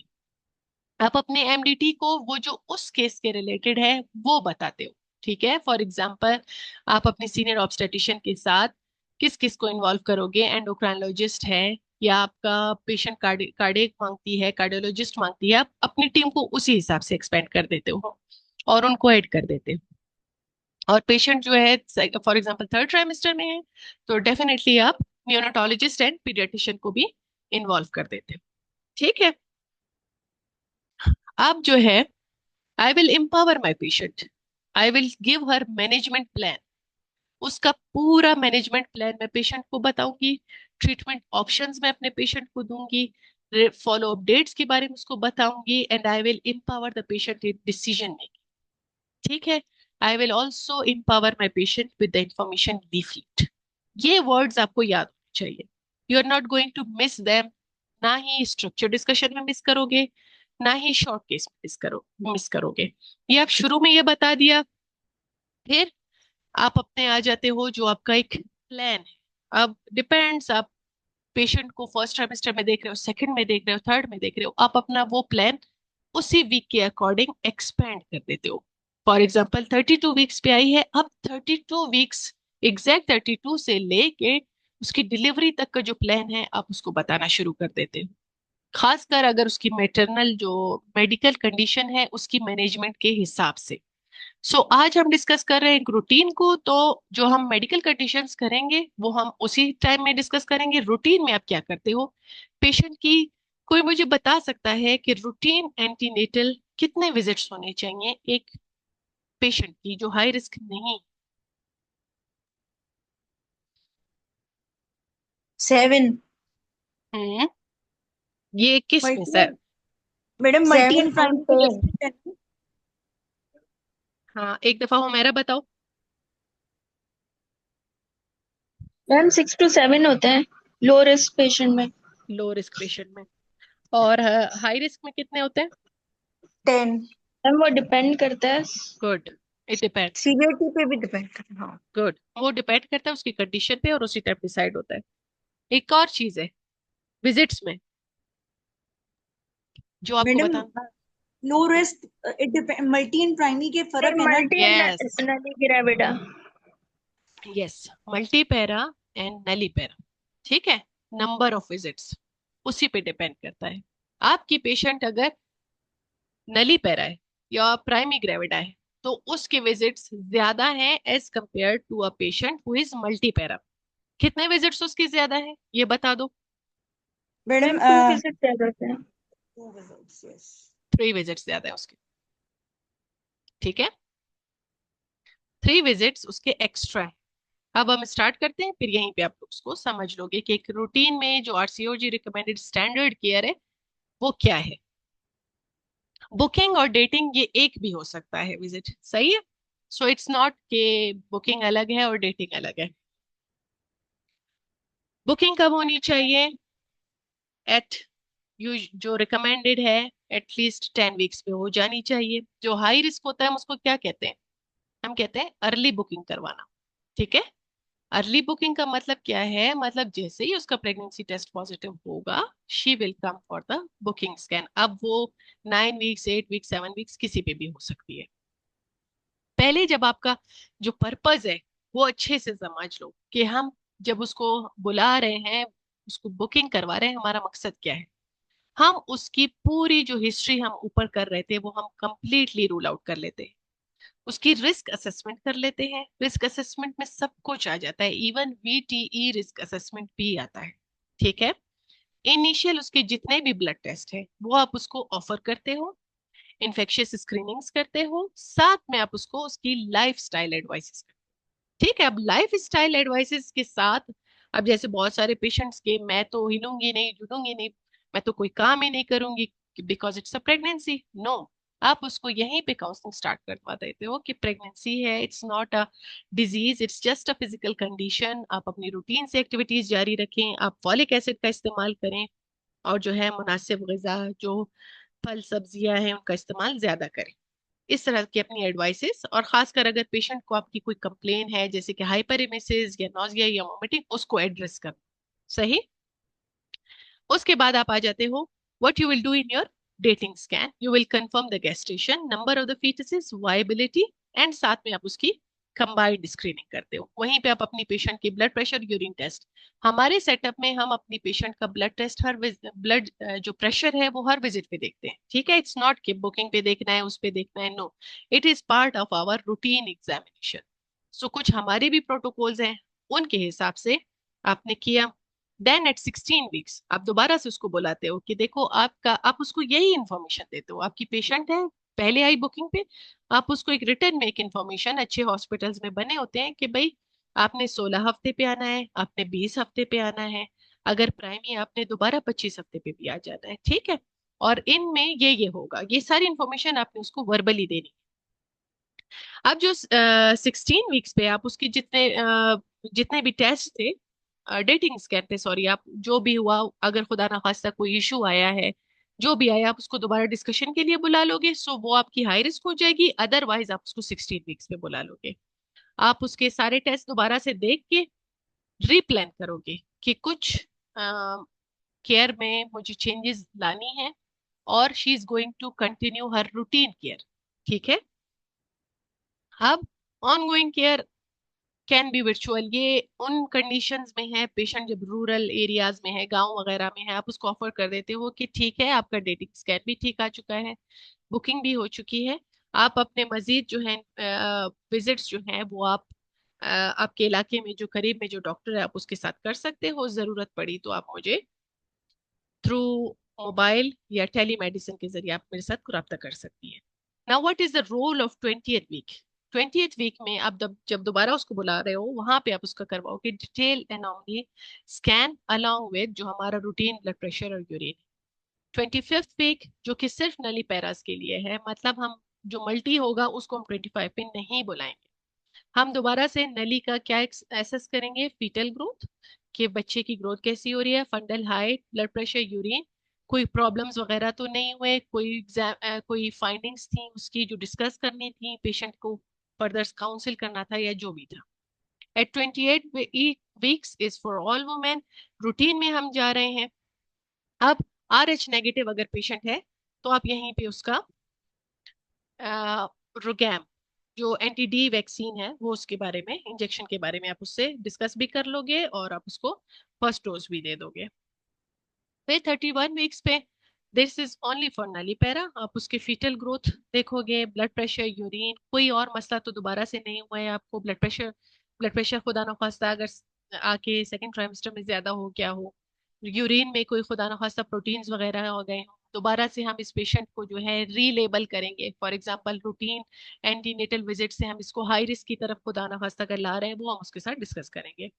सो आपके ये विजिट्स कंटिन्यू रहेंगे। यहीं पे आपका स्टार्ट हो गया है फ्रॉम 31 वीक्स। ठीक है, ये आप एक टिप याद रख लेना कि 31 वीक्स ऑनवर्ड्स आपका ऐड हो गया है फीटल ग्रोथ।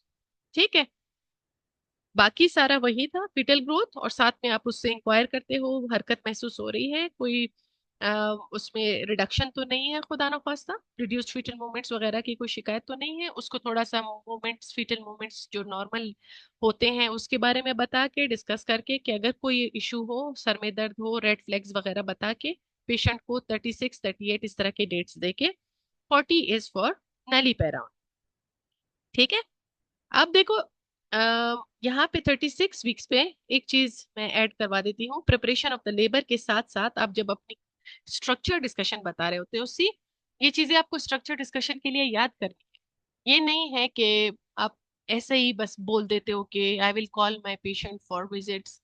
अब अगर डाउन सिंड्रोम वाली है आप उसको उसी हिसाब से बताते हो, इस वीक पे आएगी, उस पे आएगी, हम ये डिस्कस करेंगे। IUGR वाली है आप उसी हिसाब से आओगे। अब अगर वो RH नेगेटिव मदर थी, अब उसी हिसाब से उसकी काउंसलिंग करोगे। वीक्स वीक्स आर इम्पोर्टेंट, आपको ये थोड़ा बहुत ये आइडिया अभी भी होना चाहिए, और जब हम सारे मेडिसिन के जो इश्यूज हैं वो हम करेंगे, उसके साथ ये इसी तरह से हम डिस्कस करते जाएंगे कि which week is important regarding maternal medicine, उसकी जो मेडिकल कंडीशन है। अब जो मैं यहाँ पे बता रही थी 36 वीक्स, यहाँ पे ऑल वुमेन के लिए आपने डिस्कस करना है मोड ऑफ डिलीवरी। ठीक है, मोड ऑफ डिलीवरी भी आपने डिस्कस करना है and consultation with the anaesthetist. अब ये सब के लिए, अभी आप कहोगे अगर उसको सिजेरियन नहीं होना है तो क्यों? क्योंकि उसने एपिड्यूरल लेना है, उसने लेबर में एनाल्जेसिया लेना है। सो इट इज यूनिवर्सल, आप तमाम पेशेंट्स को कंसल्टेशन विद एनेस्थेटिस्ट करवाओगे। ठीक है, वही उसकी काउंसलिंग करेगा और वही इसके साथ डिस्कस करेगा एनाल्जेसिया वगैरह जो भी है।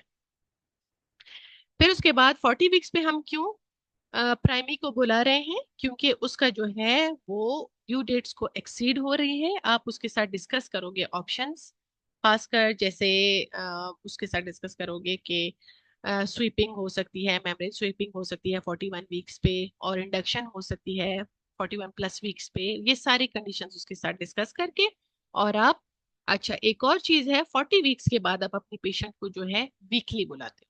ठीक है, इट्स नॉट लाइक दिस कि 2 हफ्ते बाद आ जाना, नो, इट्स वीकली, आप उसको दोबारा से वीकली बुलाओगे। यहाँ पे कोई क्वेश्चन आपको अगर समझ ना आया हो, this is regarding the antenatal visits. अभी हमने नेटल और पोस्ट नेटल को डिस्कस करना है। कोई क्वेश्चन है तो you can ask me.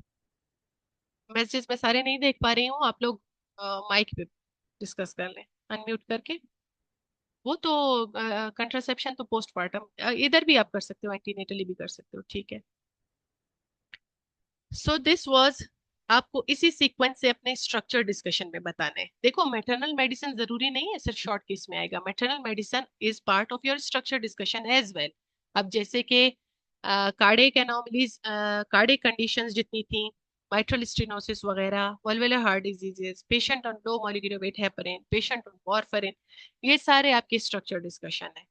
Patient screening जो है हाई रिस्क है, क्रोमोसोमल एनोमलीज के साथ है, या patient with bad obstetrical history, आप उसको कैसे कंटिन्यू करते हो। तो these weeks are part of all आपके short cases and your structure discussion. उसके बाद आप आते हो पेशेंट के नेटल प्लान के ऊपर।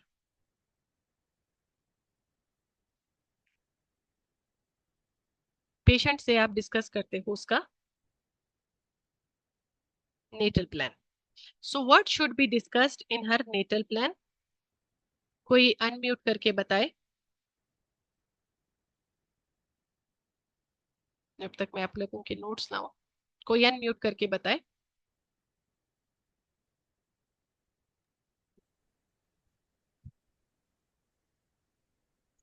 Madam, natal plan is delivery ना, कि at the time of labour pains और if the section is decided you will be admitted, 1-to-1 care होगा आपका। लेबर केयर गाइड अगर तो नॉर्मल लेबर की जा रही है, लेबर केयर जो है गाइड मेंटेन किया जाएगा। एनएलजी यस, एनएलजीजिया जो आपने ऑप्ट किया होगा, जिसके लिए आप मतलब 36 वीक्स में जब एनेस्थेटिस का जो भी आपका प्लान डिस्कस हुआ हुआ है उसके अकॉर्डिंगली आपको एनएलजीजिया दिया जाएगा।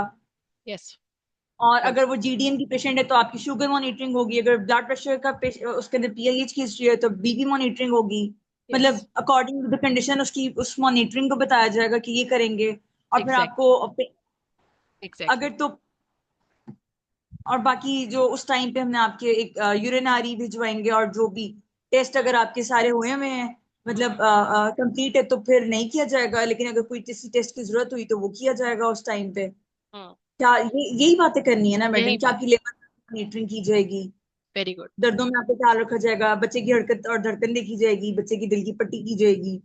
एग्जैक्टली। और सो अगर आप स्ट्रक्चर डिस्कशन में बैठे होंगे, और खासकर जो मैंने आपको बताया ना सेकंड फेज जो आपका शॉर्ट केस का है, बोथ आर तकरीबन सिमिलर। आपको कुछ चीजें जो हैं जस्ट आपको लाइन वाइज आपको याद होनी चाहिए, जो आप वहां पे भी बोलोगे, शॉर्ट केस में भी बोलोगे, और जब आप स्ट्रक्चर डिस्कशन कर रहे हो तब भी बोलोगे। So when you are providing the natal care, कुछ चीजें आपको रट्टा होने चाहिए कि your delivery will be conducted, और हर delivery will be conducted in consultant led unit. सबसे पहली बात, अब ये अगर हाई रिस्क है तो for example her antenatal, her patient जो ऑब्स की है जरूरी नहीं है वो कंसल्टेंट लेड यूनिट में हो। ठीक है, home deliveries are possible, there are midwifery led units, वो सब पॉसिबिलिटीज मौजूद हैं, you can not deny them. और आप जो नॉर्मल वाला पेशेंट है उसको ये नहीं बोलोगे कि आपका लाजमी जो है कंसल्टेंट लेड यूनिट में होगा। सो फॉर एग्जाम्पल ये एक हाई रिस्क है और हम इसको बोलेंगे delivery must be conducted in consultant led unit in collaboration of MDT, with collaboration of MDT. अब एमडीटी आपकी जो नेटल केयर में है वो क्या क्या है? सी, आपका सीनियर ऑब्स्टेट्रिशियन मस्ट है, पेशेंट का हाई रिस्क प्रेगनेंसी है या मेडिकल कंडीशन है या जो भी है, presence of neonatologist is must. आप उसको पेन रिलीफ वगैरह देना चाहते हो, so presence of anaesthetist is must. And आपके साथ आपकी senior midwife, this is your team for the delivery और नेटल केयर जो आपके साथ मौजूद होनी चाहिए। सो आप उसको ये पूरी टीम बता के कि ये बंदे इन्वॉल्व होंगे in collaboration with the MDT team, will maintain the labor care guide। by maintaining the labor care guide, अब labor care guide को हम maintain रखेंगे, okay?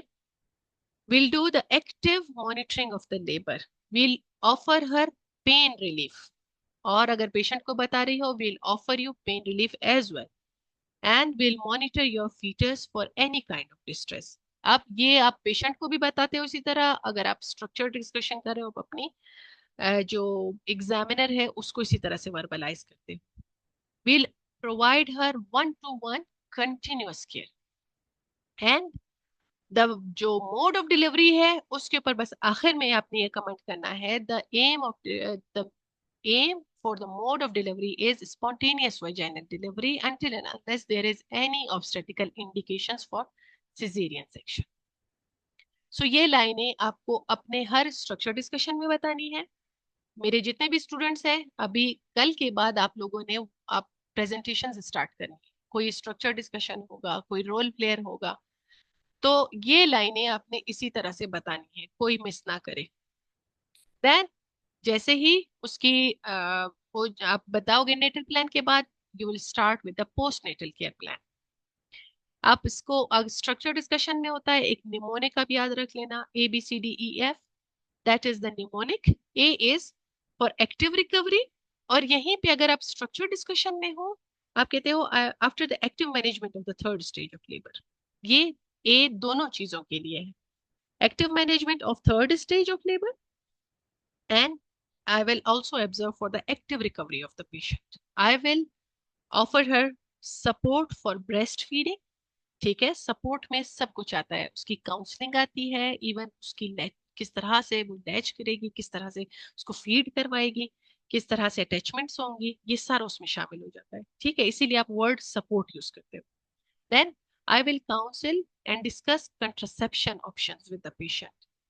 I will also do the depression screening, and I will check for the emotional well-being of my patient and will do the VTE risk assessment। These are all your mnemonics। ये mnemonic के साथ ये जो VTE है, this E is for emotional well-being and VTE risk assessments, ये आपका postnatal में आ रहा है। And I will give the follow-up plan or follow-up date to my patient।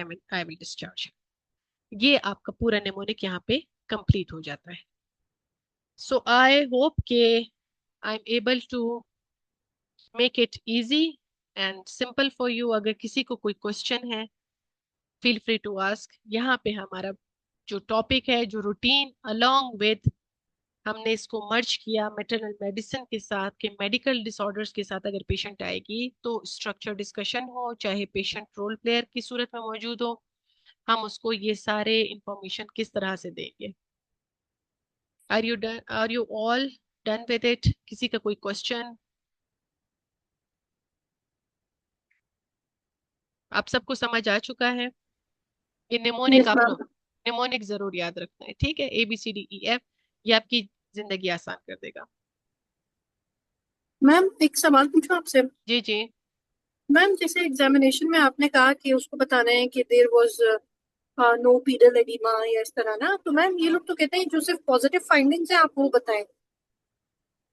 नहीं, ये तो अच्छी समरी की बात कर रही हूँ। समरी में तो आप जी जी मैम, समरी पॉजिटिव में। ही, हाँ समरी में सिर्फ पॉजिटिव फाइंडिंग्स बताओगे, ठीक है? कोई फाइंडिंग मिलेगी वो बताओ, यस मैम। ठीक है? कुछ जगहों पे अब जैसे सिर्फ जैसे उन्होंने स्टेशन ही सिर्फ एग्जामिनेशन का रखा हो, फॉर एग्जांपल कोई टॉक्स का स्टेशन बना दिया है regarding obs examination and general physics examination, तो उसमें ये सारी चीजें बताओगे। अदरवाइज आपका जो अपना शॉर्ट केस है उसमें इतना टाइम नहीं है, जस्ट पॉजिटिव फाइंडिंग्स।